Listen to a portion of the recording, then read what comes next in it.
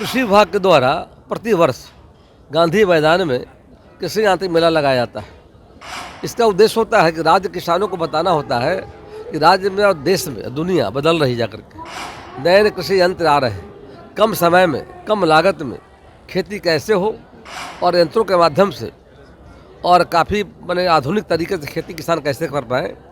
और यहाँ पर लगभग 80 स्टॉल लगाए गए, 80 कंपनी का स्टॉल के माध्यम से किसान लाभान्वित हो रहे हैं। और आज सहकारिता विभाग का भी स्टॉल लगाया गया था। सहकारिता विभाग के द्वारा किसानों के लिए कौन कौन सुविधाएं दी जा रही जा करके है, उसकी जानकारी हम दे रहे हैं जा करके है। नमस्कार, दर्श न्यूज़ देख रहे हैं आप और मैं हूं आपके साथ दक्षा प्रिया।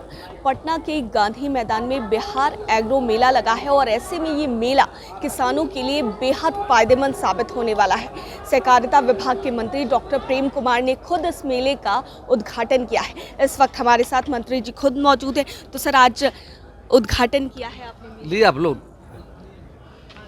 कृषि विभाग के द्वारा प्रतिवर्ष गांधी मैदान में कृषि यांत्रिक मेला लगाया जाता है। इसका उद्देश्य होता है कि राज्य किसानों को बताना होता है कि राज्य में और देश में दुनिया बदल रही जा करके नए नए कृषि यंत्र आ रहे हैं। कम समय में कम लागत में खेती कैसे हो और यंत्रों के माध्यम से और काफ़ी आधुनिक तरीके से खेती किसान कैसे कर पाएँ।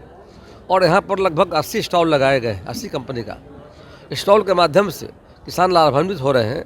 और आज सहकारिता विभाग का भी स्टॉल लगाया गया था, उसका मैं उद्घाटन किया हूँ जाकर के।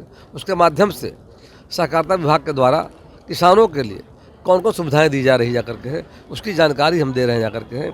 किसानों को पैक्स के माध्यम से खाद दिया जा रहा है, धान की अधिक प्राप्ति की जा रही जा करके है, जन औषधि केंद्र खोला जा रहा है और प्रधानमंत्री जी के द्वारा किसान समृद्धि केंद्र की स्थापना की गई है।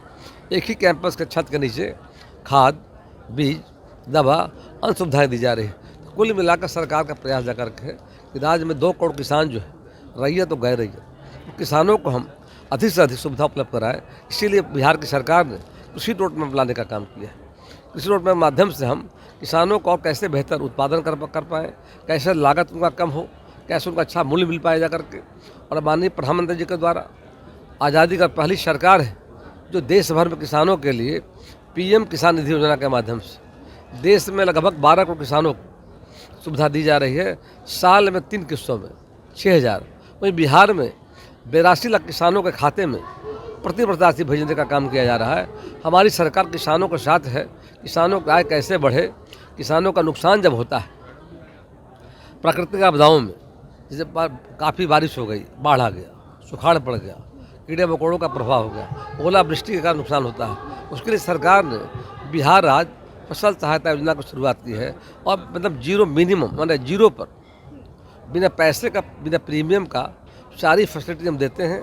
उन मौसमों में निबंधन करा, ऑनलाइन निबंधन होता है, उससे किसान लाभान्वित हो रहे हैं। तो राज्य की सरकार और भारत सरकार दोनों मिलकर किसानों की आय बढ़ाने को लेकर, उनकी लागत कैसे कम हो जा करके कैसे उनकी आमदनी बढ़े, उसके लिए सरकार काम कर रही है।